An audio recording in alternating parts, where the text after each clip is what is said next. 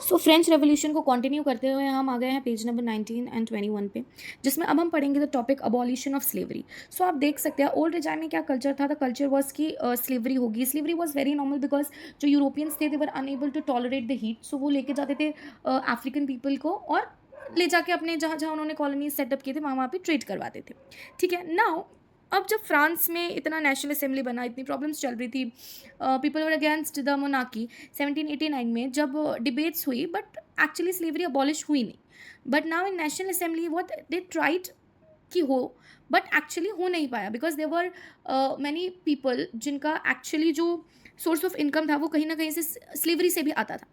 So after that Jacobin regime आई, slavery was abolished as there were less prosperous section.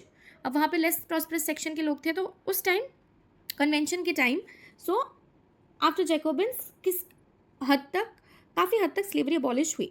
But now when again Napoleon rule established, it reintroduced the slavery. Now let's see what happened actually. अब देखिए, so see there were different colonies set up in the Caribbean, जैसे कि Martinique, Guadeloupe and Saint Domingo.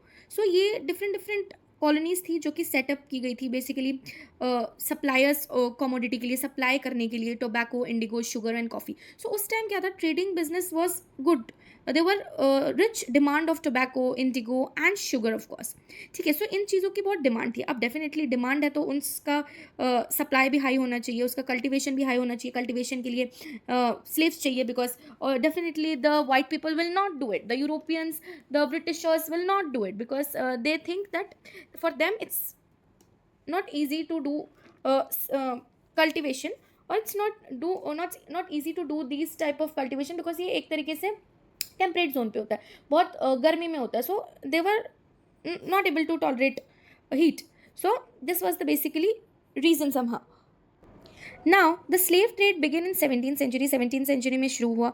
French merchants cell करते थे, ports में जाते थे जो कि बोर्डोएक्स या नेंटिस, जो कि आपके अफ्रीकन कोस्ट थे, वहाँ जाते थे। वो स्लेव्स को खरीदते थे लोकल शेफ्टन से, उनको पैक करते थे basically branded and shackled. The slaves were packed tightly, और फिर उनको 3 महीने के वोयाज पे भेजा जाता, basically across the Atlantic sea, Caribbean sea, वहाँ से लेके जाते थे 3 महीने का सफ़र तय करके।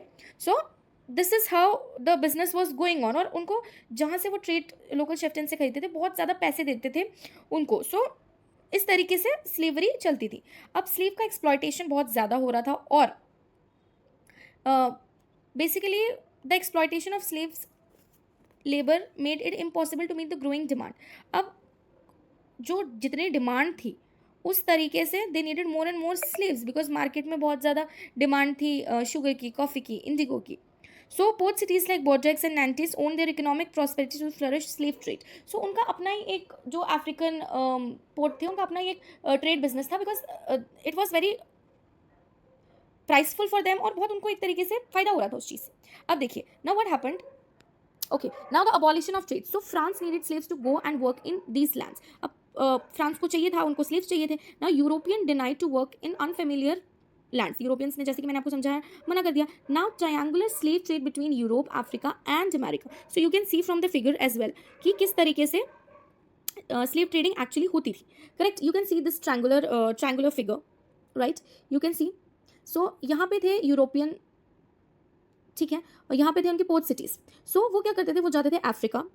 अफ्रीका में France use to purchase slaves, वहाँ से स्लेव्स परचेज करते थे, और फिर जहाँ उन्होंने छोटी छोटी कॉलोनीज सेटअप की थी, ये वहाँ पे ये जाते थे, और वहाँ पे बेसिकली कैरिबियन सी से वो लेके जाते थे, अटलांटिक सी से। तो उनका स्लेव का वापस आना इट वॉज नॉट पॉसिबल। सो वहाँ पे वो क्या करते थे, अपना बिजनेस चलाते थे इस तरीके से। So it was started in 17th century, जैसे मैंने आपको समझाया, बहुत ही बुरी तरीके से लेके जाते थे। सो somehow it was going on like this. Okay, now sold, they used to sold it to the plantation owners. Branded and shackled, the slaves were packed tightly into ship for 3 months long voyage across Atlantic to the Caribbean, और उसको plantation owners को basically sold करते थे, sell किया करते थे। So this was the whole slavery system that was going on. Now after that what happened in 18th century National Assembly, so this was the condition that was going on.